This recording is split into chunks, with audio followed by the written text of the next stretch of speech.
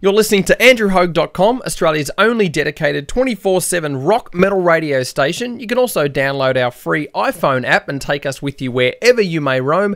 Other smartphone users can also use the free TuneIn app as well. All right, it's time to introduce our guest. He is the man responsible for bringing lots and lots of heavy metal joy to our ears over the years for the Soundwave Festival. It's the infamous Mr. AJ Maddah from Soundwave. G'day AJ, are you there? G'day, Haugie. How are you, brother? I'm doing really well. Now, I know time is tight and the clock is ticking, so let's quickly talk about the lineup for this year. How do you find it fares from previous Soundwave festivals? Well, obviously, being our 10th festival and with the lineup that it is, it's definitely a one-off, and everything is a lot bigger and brighter, and there's more lights that go, there's more machines that go bling and what have you. So it's been fairly hectic, mate. But basically just about all the bands are here in Australia now. So, we're feeling good about it. And how do you actually establish a lineup every year? Because as you said, it just keeps getting bigger and bigger and bigger. And again, what's even greater is that this is the sort of music that really gets the support along other sort of mainstream media. It's sort of pushed in the corner, but every year it just keeps thriving because it proves that the fans absolutely love this music and don't care about what the rest of the non-supportive media give a thought about. Well, you know what? To be honest with you, we thrive in spite of the mainstream media, not giving Soundwave a go, or the type of music that we have at the festival, and the fact that, we get no mainstream radio support, or we don't get any mainstream media support, and, we're the unfashionable hoodlums in the corner. That's completely fine with me. It actually spurs me on to make the show better and better every year. It also just helps that I still drive a, 20-year-old shitbox, and we're putting all the money from the festival back into the following year to kind of try to make it bigger and better for the audience. Now, you are quite infamous amongst the festival, of course. A lot of people don't really get to see you much, but do you actually get to sort of sneak out and actually watch any of the bands over the years of even running the festival? Yeah, I think, I've seen every band at least once through the festival, but I guess the trick is that, once the festival's over, I head overseas. And that's where I spend most of the time with our artists, is because, I'm at other festivals and have no other cares or responsibilities and can actually enjoy the show.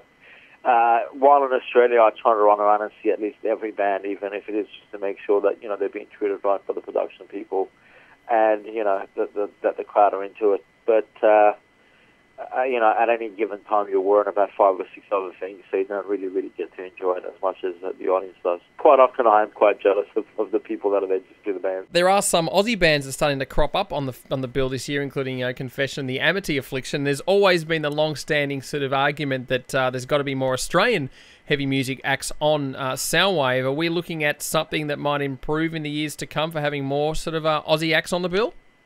To be perfectly honest, fuck no. The situation is this. Look, Soundwave is an international festival, and we book international bands. Now, those international bands can be from Australia, or they can be from New Zealand, or they can be from fucking Papua New Guinea, for all I care. But the end of the story, they need to be professional bands that are bands for a living and are doing it seriously. Look, what happened early days with Soundwave is that we did put on a lot of Australian bands, and we kind of ended up paying a price because a lot of those guys thought, here is our chance to party, rather than treat it professionally. And we ended up having a lot of problems, like, with people sneaking people backstage or stealing the international band's riders, or just a whole various bunch of shenanigans, down to one Australian band, whose drummer was, or whose guitarist actually, tried to kill Chino from the Deftones because his girlfriend was trying to blow him. So you kind of get, it just became, really problematic. Bands like Parkway Drive, Confession, Amity, these guys, tour internationally, have done a lot of supports with other international bands in overseas territories. They understand how to behave backstage. They understand how to behave in front of the Metallicas of the world. And, they respect the festival, and they respect the opportunity.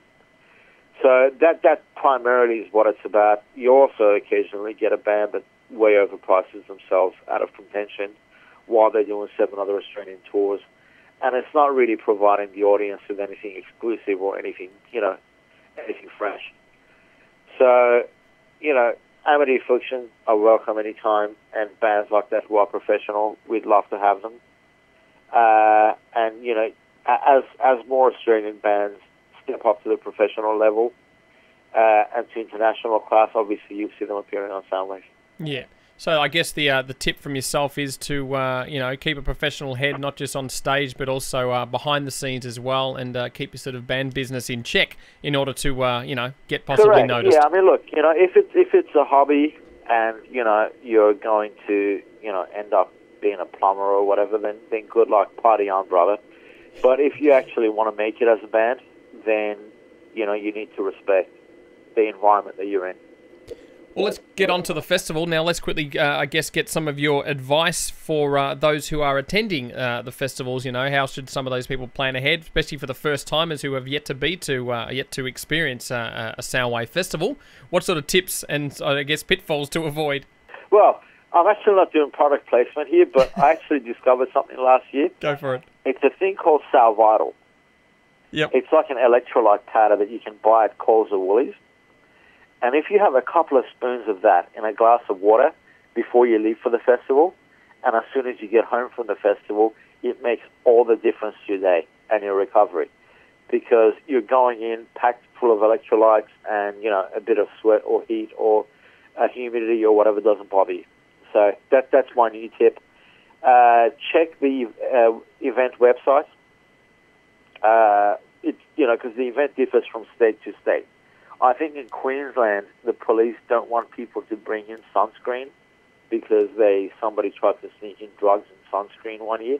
And, of course, as soon as one person fucks something up, the rest of the population get punished. Yeah.